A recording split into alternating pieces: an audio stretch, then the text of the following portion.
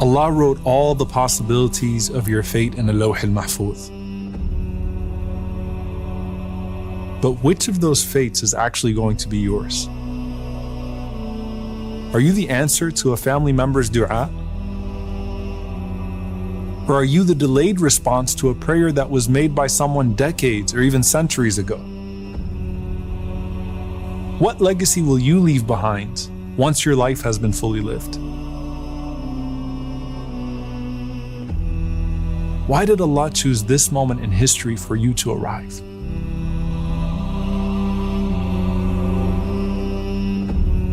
Maybe your parents and grandparents made dua for you, dreaming of your future success and happiness. Maybe you were a welcome surprise, or even a scary thought. However your conception was perceived by others, your existence was planned by Allah. He chose the environment that is perfectly suited for your personality and your potential. And He brought you into this world at a certain time, to a certain family, in a specific place, to fulfill your special purpose. Try to think of yourself as a light from Allah's decree brought to this world just at the right time, maybe even as an extension of the light of someone that came before you. Remember that gathering of Adam alayhi salam walking around and seeing people's light? Think of him being amazed by your light. Or even closer, remember that night when the Prophet ﷺ went up to the heavens on the night of Al-Isra wal-Mi'raj, and his whole ummah was presented to him? Imagine the Prophet ﷺ walking through his ummah and then coming up to you and saying, "What beautiful light you have." Or think of the dreams of those that came before us. For Ibrahim alayhi salam, it was the dream of this descendant who wouldn't arrive for thousands of years, but he was so worth it, sallallahu alayhi wasallam. And then sometimes the dreams get closer. Omar ibn al-Khattab radiyallahu ta'ala anhu, waking up one night with this huge smile on his face and saying, "Who is this child from my descendants that's going to fill the earth with justice after it's been filled with injustice?" And Umar ibn Abdul Aziz, rahimahullah, his great-grandson, was born just a few years after his death, but he fulfilled the dream. I often think, what persecuted, enslaved Muslim woman is Malcolm X at Hajj Malak al-Shabaz an answer to? Every single person has their special turn in the grand story of this world. The question is whether we realize our potential and become that blessed presence wherever we find ourselves.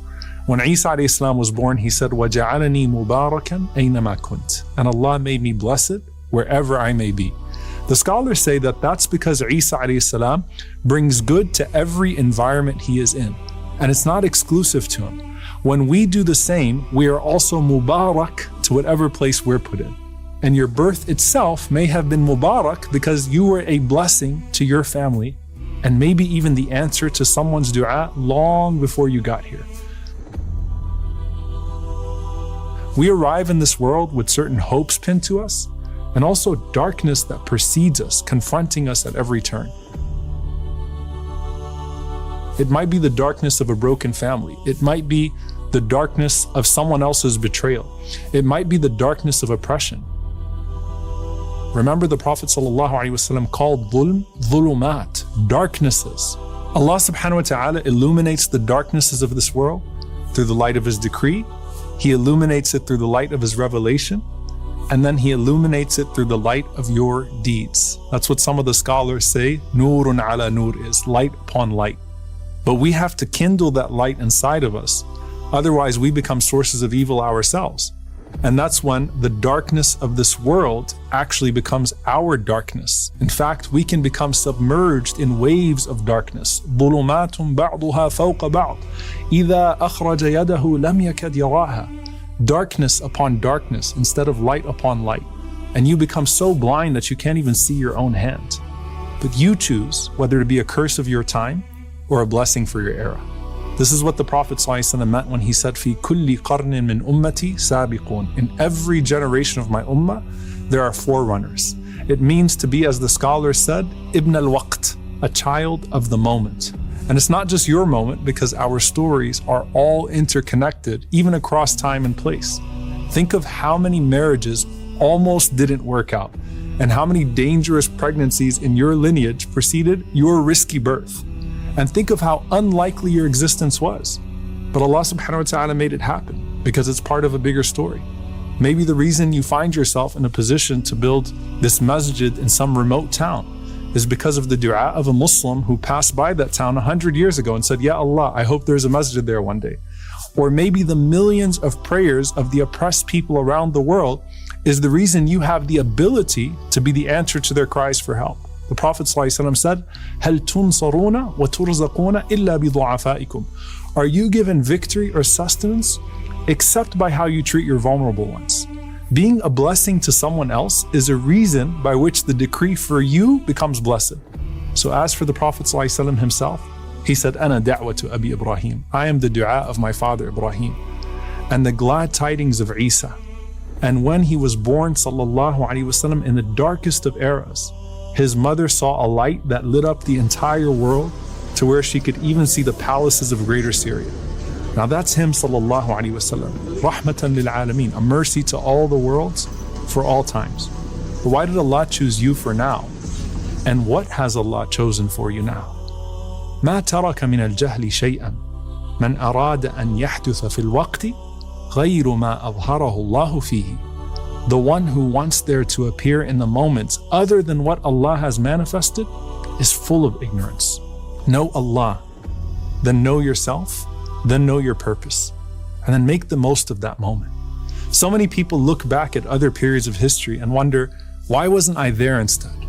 You had similar trials in some way, but in other ways you're completely different. Imagine how badly the tabi'een who just missed being able to live with the Prophet ﷺ felt when they realized they were left out of being Sahaba. But then when they would tell the companions, how blessed are you all to have lived with the Prophet ﷺ, the Sahaba would respond and say, you have no idea how hard it was to support Islam in its earliest days. Do you really know that if you lived in that time, you would have been Abu Bakr and not Abu Jahl? Are you sure when you read historical episodes in the Quran, you would have been on the right side of that episode? Would you have been on the ship with Nuh alayhi salam or with the majority of people that were actually mocking him? Would you have been ready to support Musa alayhi salam against a vicious tyrant like Fir'aun? Well, every part of history has elements of these stories with all of their tyrants and trends. And you have to decide which character you are today, because Allah created you for now because that's what's best for you, to make the best of the moment and transform it to be the best deed for your eternal life.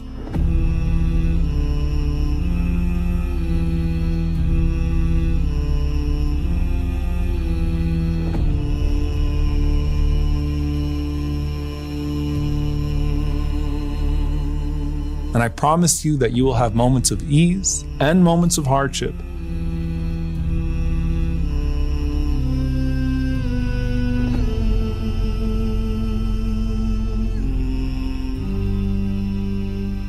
And then moments of blessing in the midst of a hardship that's actually greater than the test itself.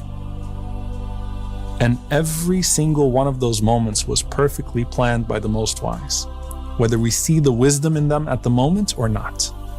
So what moments were planned for you?